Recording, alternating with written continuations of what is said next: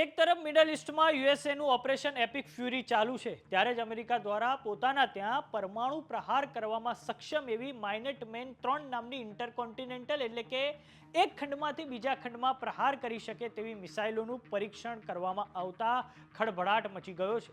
આ મિસાઇલોને ડૂમ્સડે મિસાઇલ તરીકે પણ ઓળખવામાં આવે છે. આપણે જણાવી દઈએ કે સમગ્ર પશ્ચિમ એશિયામાં અમેરિકાના ઈરાન પર હુમલાઓ ચાલુ જ છે, ત્યારે અમેરિકાનું આ ઇન્ટરકોન્ટિનેન્ટલ મિસાઇલ પરીક્ષણ ખૂબ મહત્વના સંકેત આપી રહ્યું છે. નમસ્કાર, જમાવટ સાથે હું છું પાર્થ.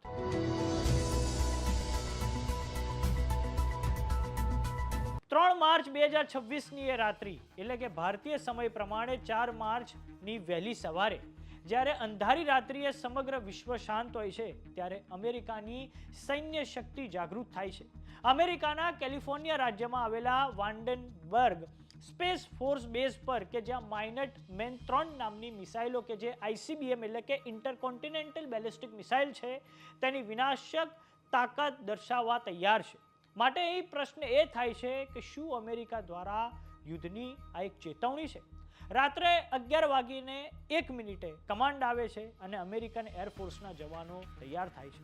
આ અનઆર્મ્ડ મિસાઇલ એટલે કે તેમાં હથિયારો પણ નથી, પરંતુ તેને કોઈ પણ યુદ્ધમાં અણુ વોરહેડ સાથે છોડવામાં આવે તો તે વિશ્વના કોઈ પણ ભાગમાં માત્ર મિનિટોના થોડાક જ ફ્રેક્શનમાં ખૂબ મોટા પાયે વિનાશ કરી શકે છે.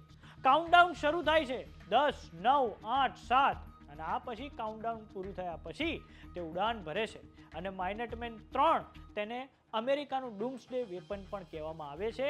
આકાશને વીંધીને આગળ વધે છે અને હજારો માઇલોનું અંતર કાપીને પેસિફિક મહાસાગરમાં ક્વાજાલિન એટોલ કે જે માર્શલ આઇલેન્ડનો ભાગ છે ત્યાં લક્ષ્યને તોડી પાડે છે.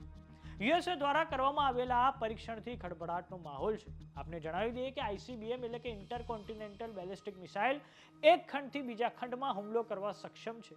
વાત કરીએ માઇનેટમેન-3 નામની મિસાઇલની તો તે અમેરિકાના લેન્ડ બેઝડ ન્યુક્લિયર ટ્રાયડનો ભાગ છે. આપણે જણાવી દઈએ કે ન્યુક્લિયર ટ્રાયડનો મતલબ થાય છે કે જમીન, હવા, પાણીમાંથી પરમાણુ હુમલો કરવાની ક્ષમતા. માઇનેટમેન-3 મિસાઇલોનો ઉપયોગ 1970ની સાલથી થાય છે. તેની 13,000 કિલોમીટરની રેન્જ છે. તેની સ્પીડ માર્ક 23ની છે અને આ તાજું પરીક્ષણ અમેરિકાની ન્યુક્લિયર ડિટરન્સની તાકાત અને તૈયારી દર્શાવે છે. પરંતુ તે સામાન્ય રીતે શાંતિપૂર્ણ અને નિયમિત તેનો જે આ તાજું પરીક્ષણ અમેરિકાની ન્યુક્લિયર ડિટરન્સની તાકાત અને તૈયારી દર્શાવે છે. તો સમાચારોમાં અત્યારે બસ આટલું. જોતા રહો જમાવટ. જો તમે અમને YouTube પર જોઈ રહ્યા તો સબસ્ક્રાઇબ કરો. જો તમે અમને Facebook પર જોઈ રહ્યા તો ફોલો કરો. સાથે જ અમારી WhatsApp ચેનલ આવી ગઈ છે, જોઈન કરવાનું ના ભૂલતા. નમસ્કાર.